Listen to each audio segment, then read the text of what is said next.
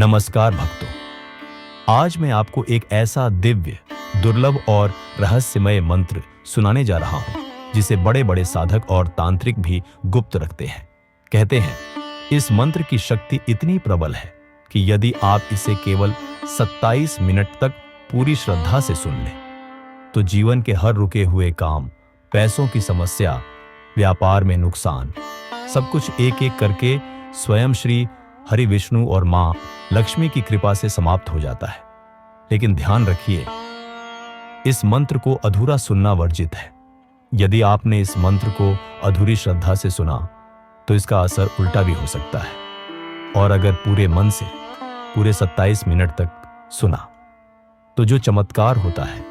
वह आपकी कल्पनाओं से परे है। और हां दोस्तों, अगर आप सच में चाहते हैं कि आपके जीवन में भी लक्ष्मी का आगमन हो, तो अभी इस वीडियो को लाइक जरूर करें, नीचे कमेंट करके जय श्री हरि विष्णु लिखें और ऐसे दिव्य ज्ञान के लिए हमारे चैनल सनातन ज्ञान को सब्सक्राइब करना बिल्कुल न भूलें। भक्तों, काशी के एक युवक ने जब इसे पहली बार पूरी श्रद्धा से सुना, तो अगले ही दिन उसे 18 महीने से रुकी हुई सैलरी का पेमेंट मिल गया। और एक व्यापारी ने तो मजाक में सुन लिया था, और अब उसकी दुकान दिन रात चल रही है। तो भक्तों, आंखें बंद कीजिए, मन को शांत कीजिए और सच्चे भाव से श्री हरि विष्णु और मां लक्ष्मी का स्मरण करते हुए इस दुर्लभ मंत्र को सुनिए पूरे 27 मिनट तक। भक्तों, इस मंत्र के साथ यदि आप एक छोटा सा उपाय भी करें, तो श्री हरि विष्णु और महालक्ष्मी की कृपा एक साथ बरसने लगती है। उपाय यह है कि हर गुरुवार या शुक्रवार प्रातः स्नान करके घर के मंदिर में पीले फूल, तुलसी के पत्ते और एक मिठाई, लड्डू या पेड़ा चढ़ाएं। फिर दोनों हाथ जोड़कर 3 बार यह कहें कि हे श्री हरि विष्णु, हे महालक्ष्मी माता, मेरे जीवन से दरिद्रता दूर करें, कृपा करें और मेरे इस गरीब की पुकार सुनिए, मेरी सच्चे मन की प्रार्थना स्वीकार करें। फिर इसी स्थिति में आंखें बंद करके इस मंत्र को पूरे 27 मिनट तक सुने। विश्वास मानिए, इस उपाय और मंत्र के संयुक्त प्रभाव से आपकी किस्मत करवट लेगी और आपके जीवन में धन, समृद्धि और शुभ समाचारों की वर्षा होगी। जय श्री हरि विष्णु, जय महालक्ष्मी। अगर आपने अभी तक लाइक नहीं किया तो अभी करें, नीचे कमेंट करें AUM नारायणाय नमः और सब्सक्राइब करें, ताकि यह दिव्य ऊर्जा हर दिन आपके जीवन में प्रवेश करती रहे। शान्ताकारं भुजगशयनं पद्मनाभं सुरेशं विश्वधारं गगनसदृशं मेघवर्णं शुभांगं लक्ष्मीकान्तं कमलनयनं योगिविधर्यानग्मयं वन्दे विष्णु भवभयहरं सर्वलोकैकनाथम्। शान्ताकारं भुजगशयनं पद्मनाभं सुरेशं विश्वधारं गगनसदृशं मेघवर्णं शुभांगं लक्ष्मीकान्तं कमलनयनं योगिविधर्यानग्मयं वन्दे विष्णु भवभयहरं सर्वलोकैकनाथम्। शान्ताकारं भुजगशयनं पद्मनाभं सुरेशं विश्वधारं गगनसदृशं मेघवर्णं शुभांगं लक्ष्मीकान्तं कमलनयनं योगिविधर्यानग्मयं वन्दे विष्णु भवभयहरं सर्वलोकैकनाथम्। शान्ताकारं भुजगशयनं पद्मनाभं सुरेशं विश्वधारं गगनसदृशं मेघवर्णं शुभांगं लक्ष्मीकान्तं कमलनयनं योगिविधर्यानग्मयं वन्दे विष्णु भवभयहरं सर्वलोकैकनाथम्। शान्ताकारं भुजगशयनं पद्मनाभं सुरेशं विश्वधारं गगनसदृशं मेघवर्णं शुभाङ्गं लक्ष्मीकान्तं कमलनयनं योगिविधर्यानग्मयं वन्दे विष्णुभवभयहरं सर्वलोकैकनाथम् शान्ताकारं भुजगशयनं पद्मनाभं सुरेशं विश्वधारं गगनसदृशं मेघवर्णं शुभाङ्गं लक्ष्मीकान्तं कमलनयनं योगिविधर्यानग्मयं वन्दे विष्णुभवभयहरं सर्वलोकैकनाथम् शान्ताकारं भुजगशयनं पद्मनाभं सुरेशं विश्वधारं गगनसदृशं मेघवर्णं शुभाङ्गं लक्ष्मीकान्तं कमलनयनं योगिविधर्यानग्मयं वन्दे विष्णुभवभयहरं सर्वलोकैकनाथम् शान्ताकारं भुजगशयनं पद्मनाभं सुरेशं विश्वधारं गगनसदृशं मेघवर्णं शुभाङ्गं लक्ष्मीकान्तं कमलनयनं योगिविधर्यानग्मयं वन्दे विष्णुभवभयहरं सर्वलोकैकनाथम् शान्ताकारं भुजगशयनं पद्मनाभं सुरेशं विश्वधारं गगनसदृशं मेघवर्णं शुभाङ्गं लक्ष्मीकान्तं कमलनयनं योगिविधर्यानग्मयं वन्दे विष्णुभवभयहरं सर्वलोकैकनाथम् शान्ताकारं भुजगशयनं पद्मनाभं सुरेशं विश्वधारं गगनसदृशं मेघवर्णं शुभाङ्गं लक्ष्मीकान्तं कमलनयनं योगिविधर्यानग्मयं वन्दे विष्णुभवभयहरं सर्वलोकैकनाथम् शान्ताकारं भुजगशयनं पद्मनाभं सुरेशं विश्वधारं गगनसदृशं मेघवर्णं शुभाङ्गं लक्ष्मीकान्तं कमलनयनं योगिविधर्यानग्मयं वन्दे विष्णुभवभयहरं सर्वलोकैकनाथम् शान्ताकारं भुजगशयनं पद्मनाभं सुरेशं विश्वधारं गगनसदृशं मेघवर्णं शुभाङ्गं लक्ष्मीकान्तं कमलनयनं योगिविधर्यानग्मयं वन्दे विष्णुभवभयहरं सर्वलोकैकनाथम् शान्ताकारं भुजगशयनं पद्मनाभं सुरेशं विश्वधारं गगनसदृशं मेघवर्णं शुभाङ्गं लक्ष्मीकान्तं कमलनयनं योगिविधर्यानग्मयं वन्दे विष्णुभवभयहरं सर्वलोकैकनाथम् शान्ताकारं भुजगशयनं पद्मनाभं सुरेशं विश्वधारं गगनसदृशं मेघवर्णं शुभाङ्गं लक्ष्मीकान्तं कमलनयनं योगिविधर्यानग्मयं वन्दे विष्णुभवभयहरं सर्वलोकैकनाथम् शान्ताकारं भुजगशयनं पद्मनाभं सुरेशं विश्वधारं गगनसदृशं मेघवर्णं शुभाङ्गं लक्ष्मीकान्तं कमलनयनं योगिविधर्यानग्मयं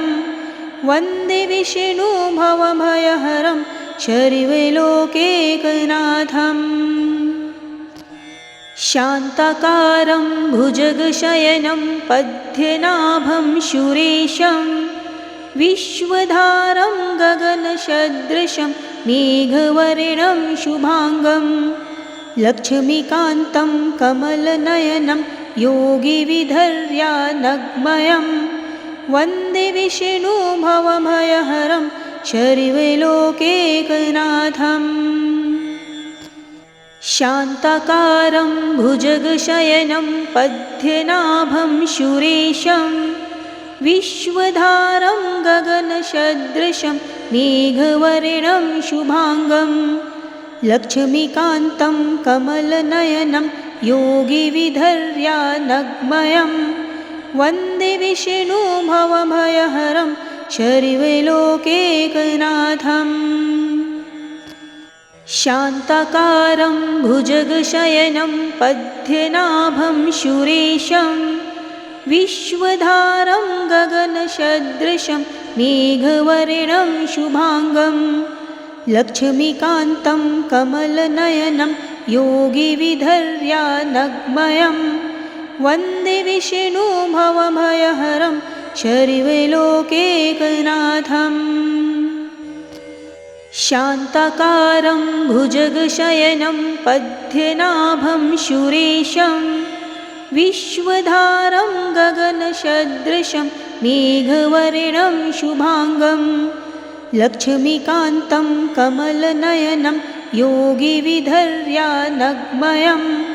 वन्दे विष्णुभवभयहरं शर्वलोकैकनाथम्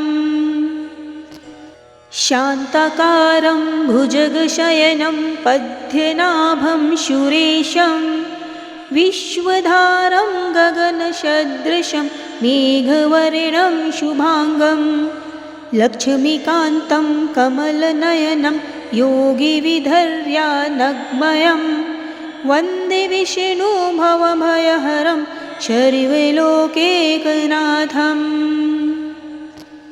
शान्ताकारं भुजगशयनं पद्मनाभं सुरेशं विश्वधारं गगनसदृशं मेघवर्णं शुभांगं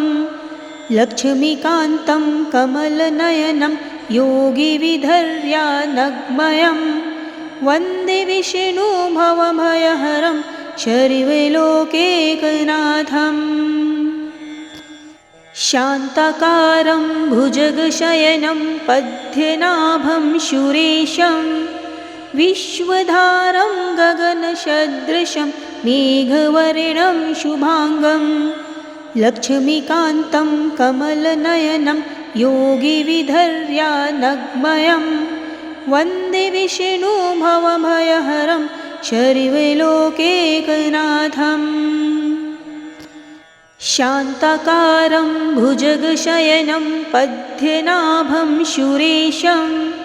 विश्वधारं गगनसदृशं मेघवर्णं शुभांगं लक्ष्मीकान्तं कमलनयनं योगिविधर्यानग्मयं वन्दे विष्णुभवभयहरं शर्वलोकैकनाथम् शान्ताकारं भुजगशयनं पद्मनाभं सुरेशं विश्वधारं गगनसदृशं मेघवर्णं शुभांगं लक्ष्मीकान्तं कमलनयनं योगिविधर्यानग्मयं वन्दे विष्णुभवभयहरं शर्वलोकैकनाथम् शान्ताकारं भुजगशयनं पद्मनाभं सुरेशं विश्वधारं गगनसदृशं मेघवर्णं शुभांगं लक्ष्मीकान्तं कमलनयनं योगिविधर्यानग्मयं वन्दे विष्णुभवभयहरं शर्वलोकैकनाथम् शान्ताकारं भुजगशयनं पद्मनाभं सुरेशं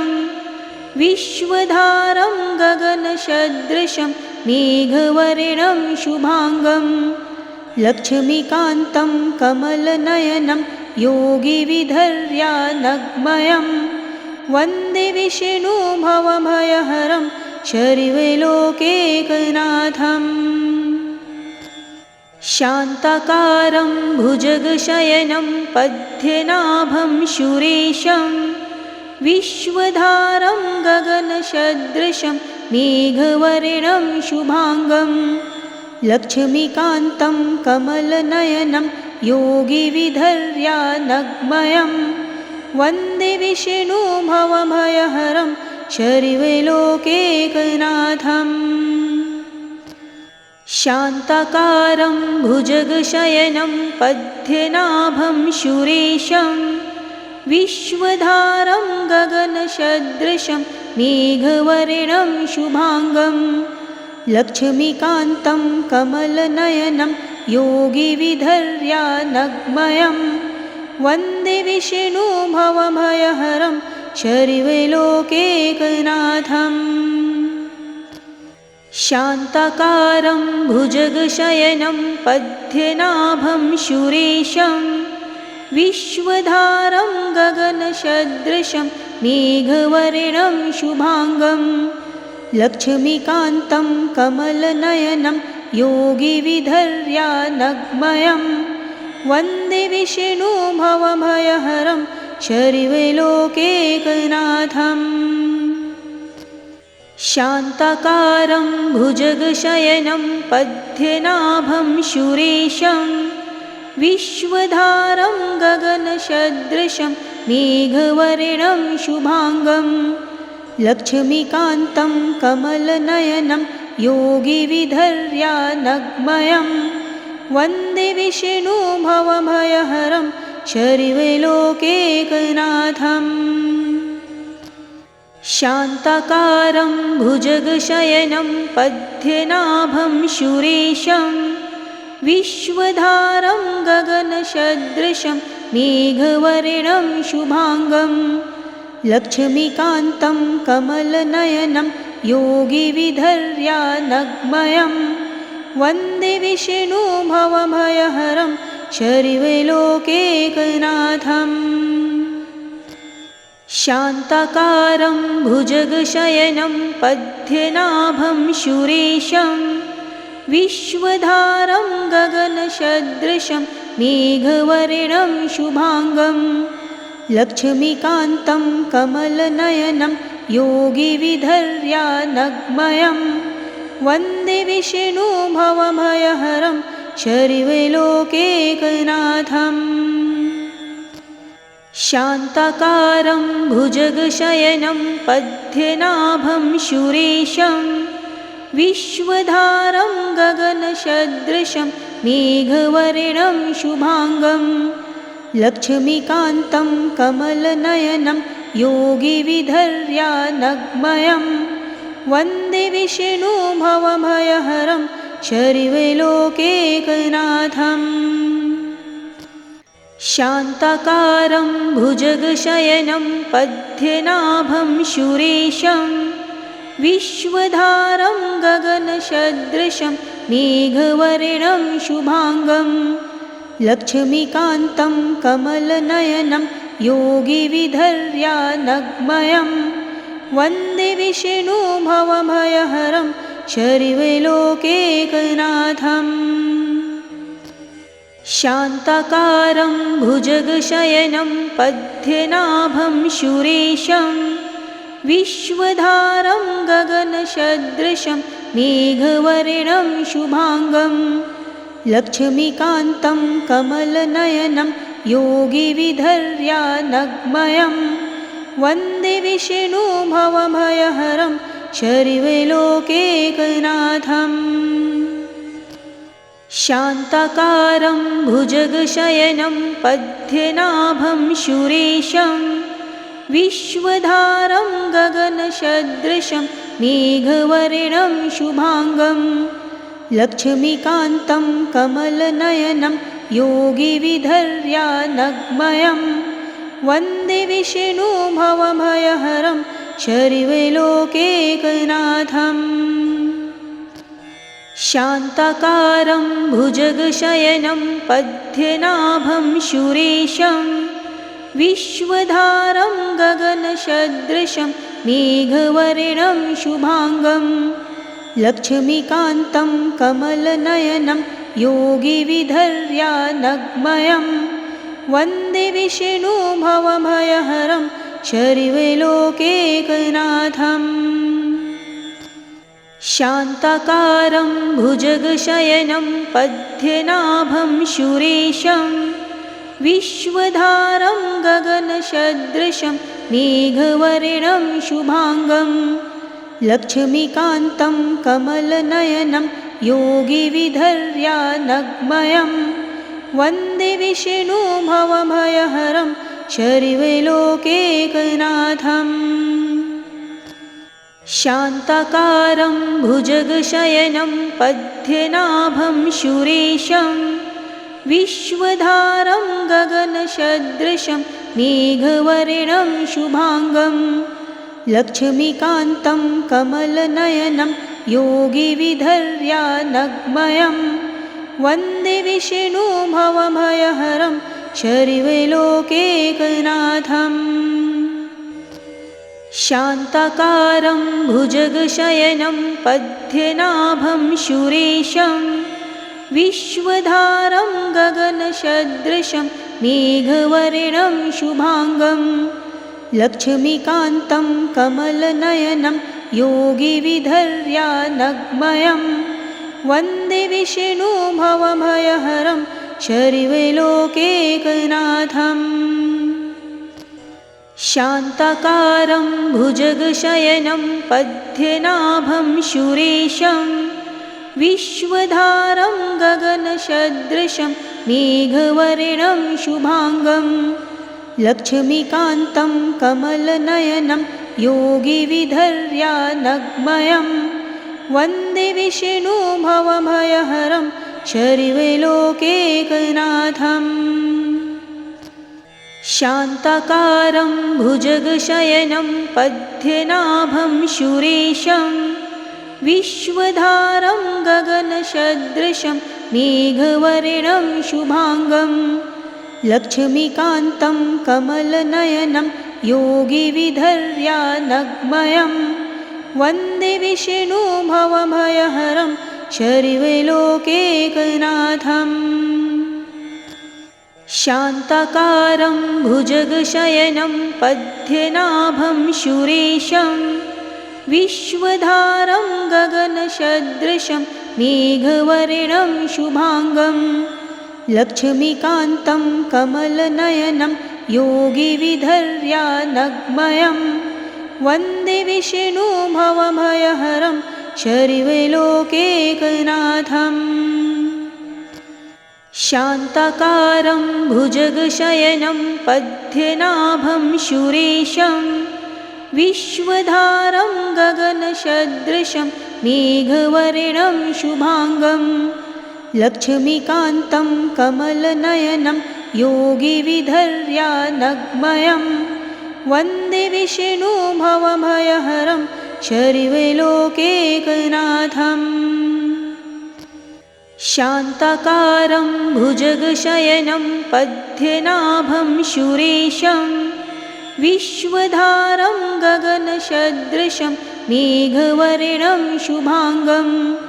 लक्ष्मीकान्तं कमलनयनं योगिविधर्यानग्मयं वन्दे विष्णु भवभयहरं सर्वलोकैकनाथम्। शान्ताकारं भुजगशयनं पद्मनाभं सुरेशं विश्वधारं गगनसदृशं मेघवर्णं शुभांगं लक्ष्मीकान्तं कमलनयनं योगिविधर्यानग्मयं वन्दे विष्णु भवभयहरं सर्वलोकैकनाथम्। शान्ताकारं भुजगशयनं पद्मनाभं सुरेशं विश्वधारं गगनसदृशं मेघवर्णं शुभांगं लक्ष्मीकान्तं कमलनयनं योगिविधर्यानग्मयं वन्दे विष्णुभवभयहरं शर्वलोकैकनाथम् शान्ताकारं भुजगशयनं पद्मनाभं सुरेशं विश्वधारं गगनसदृशं मेघवर्णं शुभाङ्गं लक्ष्मीकान्तं कमलनयनं योगिविधर्यानग्मयं वन्दे विष्णुभवभयहरं शर्वलोकैकनाथम् शान्ताकारं भुजगशयनं पद्मनाभं सुरेशं विश्वधारं गगनसदृशं मेघवर्णं शुभाङ्गं लक्ष्मीकान्तं कमलनयनं योगिविधर्यानग्मयं वन्दे विष्णुभवभयहरं शर्वलोकैकनाथम् शान्ताकारं भुजगशयनं पद्मनाभं सुरेशं विश्वधारं गगनसदृशं मेघवर्णं शुभाङ्गं लक्ष्मीकान्तं कमलनयनं योगिविधर्यानग्मयं वन्दे विष्णुभवभयहरं शर्वलोकैकनाथम्